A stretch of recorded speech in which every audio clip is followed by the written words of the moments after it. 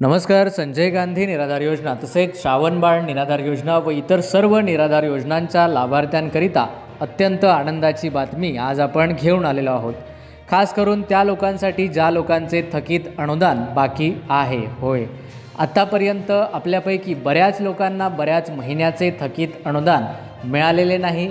अशा लोकांसाठी अत्यंत आनंदाची आता बातमी आज आपण घेऊन आलेलो आहोत. त्याचबरोबर इतर विषयांवर देखील आपण सविस्तर चर्चा करणार आहोत. तुम्ही विचारलेल्या सर्व प्रश्नांची उत्तरे, नोव्हेंबर महिन्याचे अनुदान कधी येणार, तसेच जे आहे तर ते वेगवेगळ्या विषयांवर आज आपण चर्चा करणार आहोत. चला तर वेळ न गमावता आपण आपल्या व्हिडिओला सुरू करूया. त्याआधी जर आपल्यापैकी कोणी चॅनलवरती नवीन असेल तर चॅनलला सबस्क्राईब नक्की करा आणि तुमच्या मनामध्ये असलेले प्रश्न कमेंटच्याद्वारे देखील तुम्ही विचारू शकता. डिस्क्रिप्शनमध्ये व्हॉट्सॲप ग्रुपची लिंक आहे, त्यामध्ये देखील तुम्ही प्रश्न तुमचे विचारू शकता. चला तर वेळ न गमावता आता व्हिडिओला सुरू करूया. बघा, सुरुवातीला काही प्रश्न आपण घेणार आहोत आणि त्यानंतर तुम्हाला आत्तापर्यंत न आलेले थकीत अनुदान कधी मिळणार आहे, आमची जे आहे तर ते विश्वसनीय अधिकाऱ्यांशी चर्चा झालेली आहे, त्यांनी आम्हाला काय माहिती दिली आहे ती माहिती आम्ही तुमच्यापर्यंत पोहोचवणार आहोत. तर बघा, आजचा पहिला प्रश्न आता आपण घेतोय. कविता साकोरे यांचा पहिला प्रश्न आहे, सर माझ्या वडिलांचे अनुदान 1 वर्षापासून बंद झाले आहे, तर त्यांना केव्हा येणार आहे? त्यांचे नाव प्रल्हाद आणि त्यांचे आडनाव देखील तुम्ही लिहिलेले आहे. तर बघा, जर तुमच्या वडिलांना 1 वर्षापासून मागील अनुदान येत नाही आहे तर यामध्ये मोठी चूक काहीतरी तुमची झालेली आहे, ज्यामध्ये प्रामुख्याने त्यांचे खाते DBTला लिंक नसावे किंवा त्यांची योजना जे आहे तर ते वेगवेगळ्या कारणांमुळे थांबवली गेली असू शकते. तर प्रमुख कारण हे DBTचं असू शकतं. त्याचबरोबर तुम्ही त्यांचा हयातीचा दाखला दिलेला आहे का हे देखील एकदा सुनिश्चित करा. आपण याआधी बरेच व्हिडिओ बनवलेले आहे आणि बऱ्याच व्हिडिओच्या माध्यमातून माहिती सांगितलेली आहे, तर त्याला देखील तुम्ही फॉलो करू शकता. आता पुढील प्रश्नाकडे वळूया. जर सर्व कारणां समजून जर तुमचं निराकरण झालेलं नाही किंवा तुमचं समाधान झालेलं नसेल तर तुम्ही आमच्याशी नक्की संपर्क साधा. पुढील प्रश्न जो विचारलेला आहे गायत्री घाडगे यांनी आपल्याला विचारलेला आहे, सर मी अकोलेची आहे, मी काय असले फॉर्म भरले नाही असं त्यांना विचारायचं आहे. म्हणजे त्यांना असं विचारायचं आहे की 2500 रुपयासाठी काही फॉर्म आहेत का किंवा ते भरावे लागतात का? त्यांनी अस्पष्ट प्रश्न विचारलेला आहे, परंतु आम्ही समजू शकतो. तर बघा गायत्रीजी, 2500 रुपये मिळण्यासाठी तुम्हाला कुठलाही फॉर्म भरण्याची गरज नाही आहे किंवा तुम्ही जर इतर योजनेमध्ये येत असाल तर तुम्हाला ते 2500 रुपये मिळणार देखील नाही.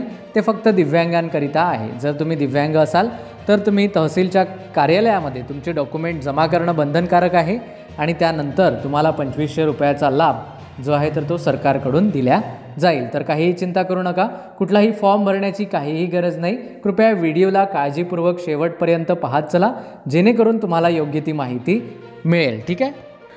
पुढील प्रश्न आहे अत्यंत महत्त्वाचा प्रश्न आहे. तो प्रश्न पाहण्याआधी तुमच्या देखील मनात काही प्रश्न असेल आणि तुम्हाला वाटत असेल तुमच्या नावासहित तुमच्या प्रश्नाचं उत्तर मिळालं पाहिजे, तर तुम्ही देखील या व्हिडिओच्या डिस्क्रिप्शनमध्ये तुमचा प्रश्न विचारू शकता.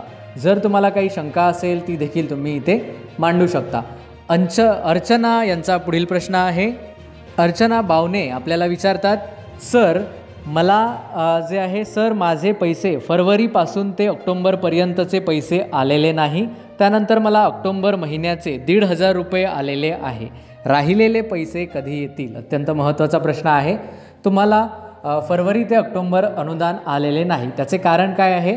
तर तुमचे जे खाते आहे तर ते लिंक नसल्यामुळे, म्हणजे DBT प्रणाली त्यामध्ये ॲक्टिवेट नसल्यामुळे, साध्या भाषेत तुमचे जे खाते आहे तर ते आधार कार्डनी पैसे येण्यास योग्य नसल्यामुळे जे आहे तर ते तुमचे पैसे आलेले नव्हते आणि आता तुमचे खाते तुम्ही योग्य पद्धतीने अपडेट केलेले आहे, त्यामुळे तुम्हाला पैसे आलेले आहे. आता पुढे तुम्हाला पैसे येत राहील, चिंता करू नका. आणि थकीत अनुदान कधी येईल ते आपण पुढे शेवटी व्हिडिओच्या तुम्हाला सांगणार आहोत. पुढील प्रश्नाकडे आपण वळूया. पुढील प्रश्न आहे सरोजनी गांगुर्डे असं त्यांच्या प्रोफाईलचं नाव आहे. कृपया लाभार्थ्यांनी नाव लिहित चला, जेणेकरून आम्हाला नावामध्ये कन्फ्युजन होणार नाही. ते विचारतात, 2 महिने झाले तरी पैसे आले नाही, अहमदनगर जिल्हा, मी 100% अपंग आहे, कागदपत्रे तहसील कार्यालयात जमा केली आहे. तर बघा, तुम्हाला जर 2 महिन्यापासून पैसे आले नाही तर तुमचे डिटेल्स जे आहे तर ते अपडेटेड नसल्या कारणामुळे तुम्हाला जे आहे तर सरोजनीजी तुम्हाला पैसे आलेले नाहीत. ठीक आहे. तर आता तुम्ही कागदपत्रे जमा केली आहे तर निश्चितच तुम्हाला अनुदान येईल. त्याचबरोबर तुमच्याकडून काही चूक होती आहे का, तुमचे खाते DBTला लिंक आहे का, NPCIला खाते लिंक आहे का, हे देखील चेक करणं गरजेचं आहे. तर ते सर्व जर ओके असेल तर आता पुढे तुम्हाला अनुदान या महिन्याचे 2500 रुपये 100% येणार आहे. जर तुमचे सर्व डॉक्युमेंट्स ओके असेल आणि तुमच्याकडून जर काही चूक होत नसेल तर, नाहीतर म्हणाल की सरांनी सांगितलं होतं आणि पैसे आले नाही, असं व्हायला नको. ठीक आहे. अधिकशी काही माहिती हवी असेल तर आमच्याशी नक्की कॉन्टॅक्ट करा. तुम्हाला हवी ती मदत आमच्याद्वारे केली जाईल. त्याचबरोबर मागील 2 दिवसापासून आपण बऱ्याच दिव्यांग लाभार्थ्यांचे तसेच इतर सर्व लाभार्थ्यांचे UDID कार्ड अपडेट असेल, त्याचबरोबर दिव्यांग प्रमाणपत्र नवीनीकरण असेल, अपडेट करणे असेल, आधार कार्ड लिंक करणे असेल, असे सर्व कामे आपण चालू केलेली आहेत आणि त्या कामामध्ये आमचे सर्व प्रतिनिधी असल्यामुळे तुमच्यापर्यंत व्हिडिओ जो आहे तर तो पोहोचू शकला नाही. तर जर यापैकी कोणाला काही अडचणी असतील तरी देखील आपल्या व्हॉट्सॲप ग्रुपला जॉईन करा आणि ॲडमिनला सहसा कॉन्टॅक्ट करा. म्हणजे ॲडमिन जो नंबर आहे तर त्याला कॉन्टॅक्ट करा. आमचे प्रतिनिधी तुम्हाला निश्चितच मदत करतील. पुढील प्रश्नाकडे आपण वळूया. त्याआधी जर आपल्यापैकी कुणी चॅनलवरती नवीन असेल तर पुन्हा एकदा तुम्हाला रिक्वेस्ट करतो की आपल्या चॅनलला सबस्क्राईब करा, जेणेकरून येणारी माहिती तुमच्यापर्यंत पोहोचत राहील. पुढील प्रश्न आहे ताया सोलंके, असं त्यांच्या प्रोफाईलचं नाव आहे. ते विचारतात, मी एक दिव्यांग आहे. ओके. आधार कार्ड, दिव्यांग प्रमाणपत्राची झेरॉक्स, UDID कार्डची झेरॉक्स व सर्व डॉक्युमेंट्स झेरॉक्स तहसीलमध्ये नेऊन दिलेले आहेत. यानंतर काय अडचण येईल का? म्हणजे तुम्ही सर्व डॉक्युमेंट्स दिलेले आहे आणि यानंतर काही अडचण येईल का, असा तुमचा प्रश्न आहे.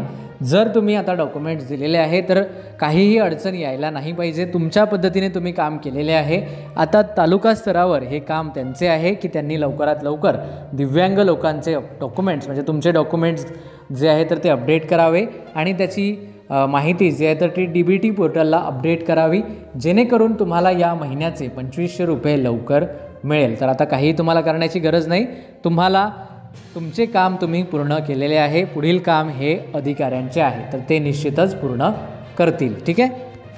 पुढील प्रश्न आहे सिद्धाराम उगले, असं त्यांचं नाव दाखवत आहे. ते आपल्याला विचारतात, तहसील कार्यालयात डॉक्युमेंट्स देऊन आलेलो UDID कार्ड, ऑनलाईन अपंग दाखला तहसीलदार कार्यालयात दिलेले आहे. ओके.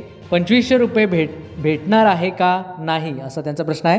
तर बघा, जर तुम्ही दिव्यांग प्रमाणपत्र दिलेले आहे, या आधीच्या देखील मी श्रोत्यांना असेच सांगितलेले आहे, तर त्यानुसारच तुम्ही जर दिव्यांग प्रमाणपत्र दिलेले आहे आणि तुम्ही डॉक्युमेंट जमा केलेले आहे तर तुमच्या पद्धतीने जे काम करायचे होते, तुमचे जे कर्तव्य होते तर ते तुम्ही पूर्ण केलेले आहे. आता हे काम कोणाचे आहे तर तहसील कार्यालयाचे काम आहे की त्यांनी देखील तुमच्या डॉक्युमेंट्सवर लवकरात लवकर प्रक्रिया करून ते अपडेट करावे, जेणेकरून चालू महिन्याचे 2500 रुपये तुम्हाला लवकरात लवकर येईल.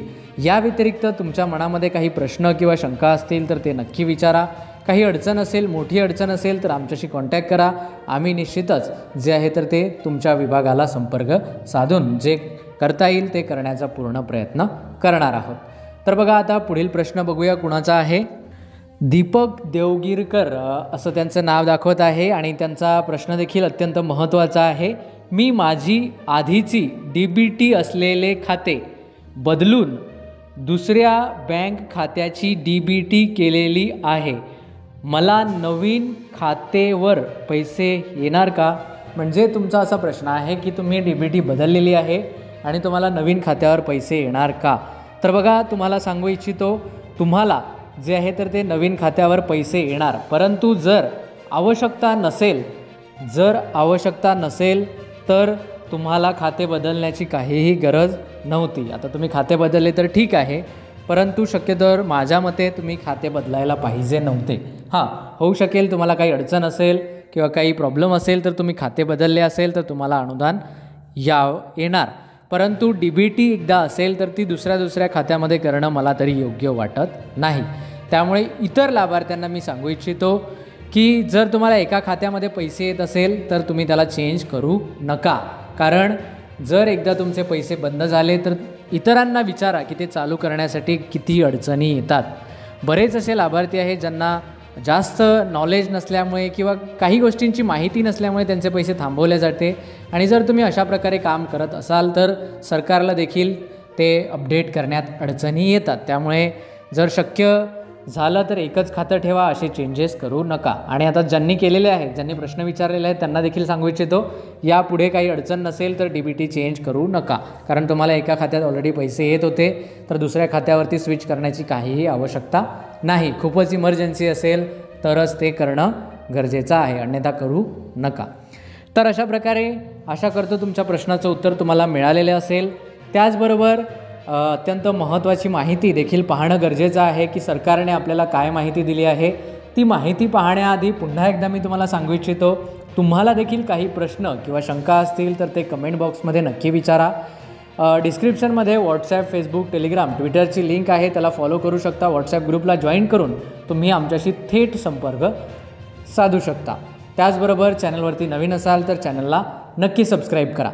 तर बघा, आम्हाला काय माहिती मिळालेली आहे ते आता जाणून घेऊया. थकीत अनुदानाविषयीची माहिती आपण जाणून घेतोय. तर बघा, मी याआधी देखील तुम्हाला सांगितलेलं होतं की तुम्हाला थकीत अनुदान कधी येणार आहे, आणि त्याच माहितीला दुजोरा देण्याचं काम जे आहे तर ते विश्वसनीय अधिकाऱ्यांकडून आम्हाला मिळालेलं आहे. ते सांगतात की सुरुवातीला जे दिव्यांग लोकांचे 1000 रुपये बाकी आहेत, अशा सर्वांना 2500 रुपये मिळाल्यानंतर, बघा, जे दिव्यांग लोकांचे 1000 रुपये बाकी आहे, अशा म्हणजे ज्या लोकांना 1000 रुपये मिळालेले नाहीत, काही लोकांना मिळालेले होते, तर ज्या लोकांना 1000 रुपये मागच्या महिन्यात मिळालेले नाही त्यांचे आधी 1000 रुपये द्यायचे, म्हणजे या महिन्यात त्यांना 3500 रुपये द्यायचे. आणि त्यानंतर ही सर्व प्रोसेस सुरळीत चालू झाल्यानंतर, म्हणजे आता या महिन्यामध्ये ती प्रोसेस पूर्ण होईल आणि पुढच्या महिन्यामध्ये जवळजवळ सर्वच दिव्यांगांना जे आहे तर ते 2500 रुपये येईल. आता 3500 येईल, परंतु पुढच्या महिन्यामध्ये 2500 रुपये कंटिन्यू येईल. तर त्यानंतर जे आहे तर ते राहिलेल्या पैशावर, म्हणजे राहिलेले थकीत अनुदान, त्यावरती प्रक्रिया केली जाणार आहे. आणि ही विश्वसनीय आपल्या अधिकाऱ्यांकडून मिळालेली माहिती आहे. तर या माहितीला तुम्ही सेव्ह करून ठेवू शकता किंवा लक्षात ठेवा. कुठल्याही अफवांवर खास करून विश्वास ठेवू नका. तर ही प्रोसेस झाल्याशिवाय, तुम्ही 100% ऐकून घ्या, ही प्रोसेस झाल्याशिवाय, म्हणजे दिव्यांगांना 2500 रुपये प्रत्येक महिन्याला मिळतात किंवा मिळाले पाहिजे यापुढे, याची प्रोसेस पूर्ण झाल्याशिवाय थकीत अनुदानाचा विचार अजिबात केला जाणार नाही, अशी माहिती त्यांच्याकडून आम्हाला मिळालेली आहे.